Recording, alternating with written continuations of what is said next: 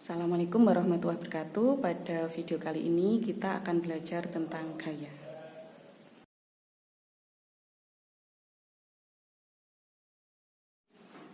Apakah gaya itu? Kalau saya mendorong meja atau menarik meja, berarti saya sudah memberikan gaya ke meja. Jadi apakah gaya itu? Ya, gaya itu adalah tarikan atau dorongan.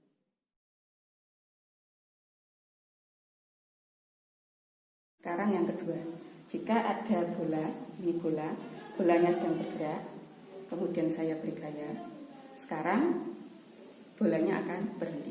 Jadi yang kedua, jika suatu benda diberi gaya, benda yang bergerak akan menjadi berhenti. Sekarang yang kedua, jika ada bola, ini bolanya sedang bergerak, kemudian saya beri gaya, sekarang bolanya akan berhenti. Jadi yang kedua, jika suatu benda diberi gaya, benda yang bergerak akan menjadi berhenti. Ketiga, jika benda ini pertamanya bola akan mengarah ke sana, ke kanan, kemudian saya beri gaya, maka arah kecepatan benda akan berubah. Jadi yang ketiga, bisa mengubah arah gerak. Yang keempat, ini bolanya, saya beri gaya lagi, berarti apa yang terjadi? Kecepatan bola akan bertambah. Jadi yang keempat, jika suatu benda diberi gaya, maka akan bisa merubah kecepatan benda. Kelima, ini bendanya, saya dorong, apa yang terjadi? Bentuknya bisa berubah. Jadi yang kelima, gaya bisa menyebabkan perubahan bentuk benda. Apakah alat ukur dan satuan gaya? Ini yang di tangan saya. Ini adalah dinamometer atau neraca pegas. Dinamometer. Kemudian di sini tertera 1,5 Newton. Jadi alat ukur gaya adalah dinamometer atau neraca pegas. Kemudian satuan gaya adalah Newton. Jadi cara pakainya, ini ada benda. Kalau kita ingin mengetahui berat benda, gaya berat benda, berarti bendanya kita letakkan di sini. Oke. Maka pegasnya akan tertarik ke bawah. Jadi angka di sini penurunan tanda hitam itu menunjukkan besar gaya berat dari benda ini.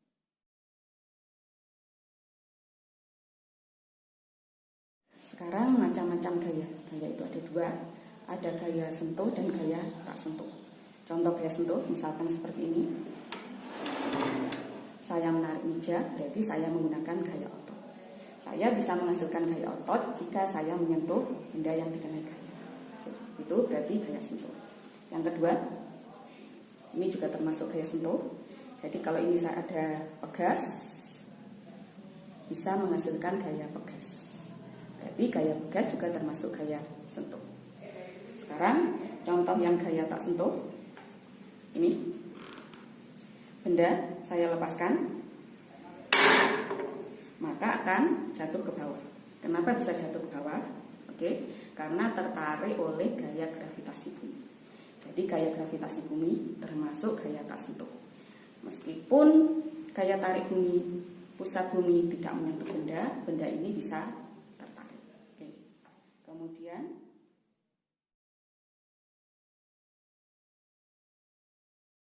cara menggambar gaya. Jadi ini adalah benda yang dikenai gaya. Berarti ini bendanya adalah didorong dengan gaya F. F singkatan dari force. Kalau ini berarti bendanya dikenai gaya dengan ditarik dengan besar F.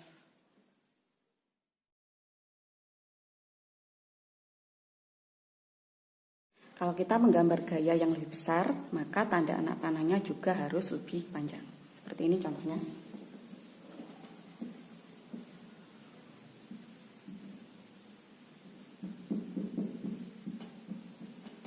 Kalau kita menggambarkan gaya 10 Newton dengan panjang anak panah sepanjang ini, berarti nanti kalau menggambarkan gaya 20 Newton, berarti harus 2 kalinya panjang anak panah ini.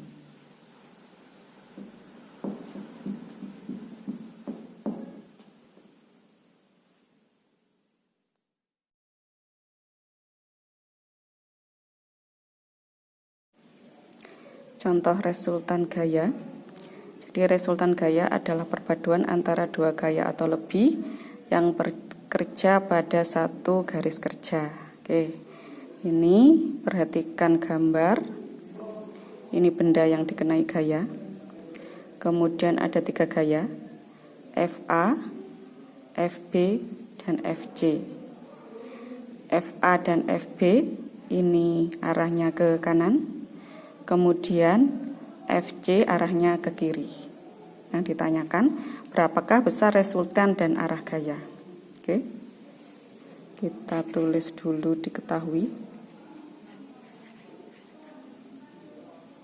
Diketahui FA. FA-nya 20 Newton. Kemudian FB 12 Newton. Kemudian FC-nya 10 Newton. Kita beri tanda negatif karena arahnya berlawanan dengan FA dan FB. Yang ditanya berapa besar resultan gaya? Berarti sigma F jumlah gaya dan arah gaya.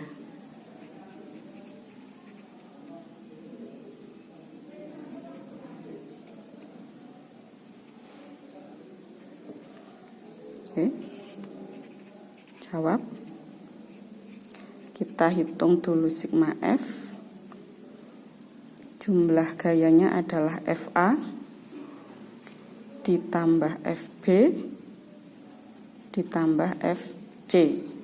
Nilai FA-nya 20 Newton, FB-nya 12 Newton, FC-nya 10 Newton. Negatif. Berarti 10 tambah 12, 32 dikurangi 10, 22 Newton. Berarti ini 22 Newton positif, berarti arah gayanya adalah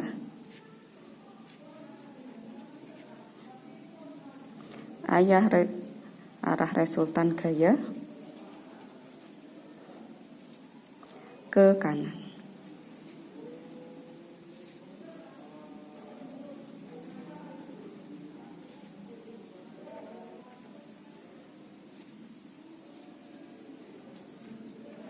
Ke kanan atau searah dengan gaya FA dan FB.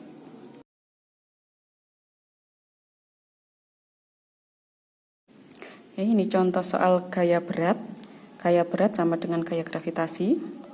Satu kotak deterjen mempunyai massa 1800 gram massa. Berarti diketahui massanya.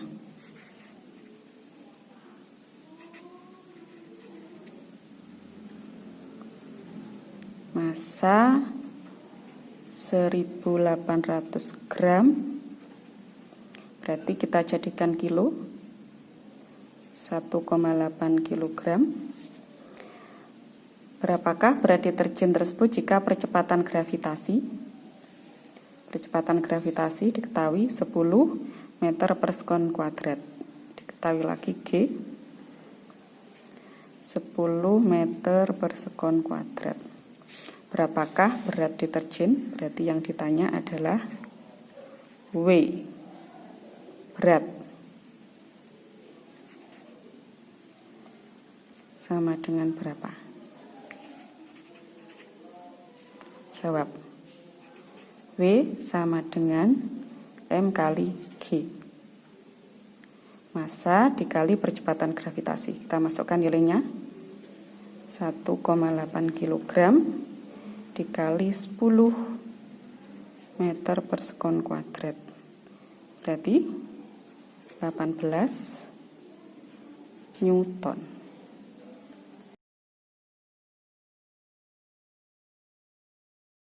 Oke, sekarang perbedaan antara massa dan berat.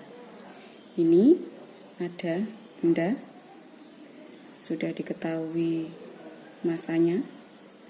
Massanya adalah 60 gram. Berarti kalau kita jadikan kilo adalah 0,06 kilogram. Kemudian kita coba sekarang kita ketahui beratnya.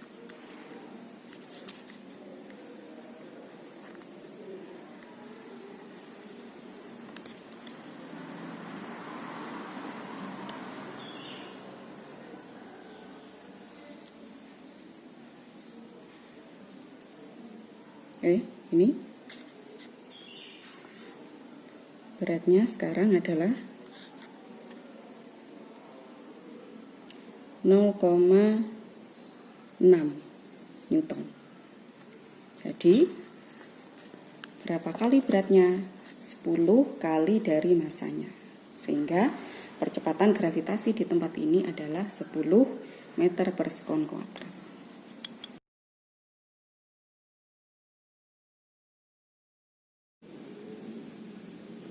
Contoh soal gaya berat ini jika mencari G atau percepatan gravitasi.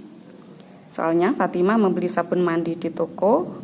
Setelah ditimbang dengan neraca, massa sabun tercatat 100 gram. Jadi 100 gram ini massanya. Berarti diketahui massa 100 gram kita jadikan kilo. Sedangkan setelah diukur dengan neraca pegas, berat sabun menunjukkan angka 0,98 Newton. Berarti ini adalah beratnya, W-nya diketahui. Berat 0,98 Newton. Yang ditanyakan berapakah percepatan gravitasi di tempat itu? Ditanya G sama dengan berapa? Oke, jawab. Kita tulis dulu. Persamaan umum W sama dengan M kali G. Berarti G sama dengan W dibagi M. Nilai W-nya 0,98. Kemudian massanya 0,1. Berarti 0,98 dibagi 0,1 sama dengan 9,8 Newton per kg. Jadi satuan percepatan gravitasi boleh Newton per kg atau meter per sekon kuadrat.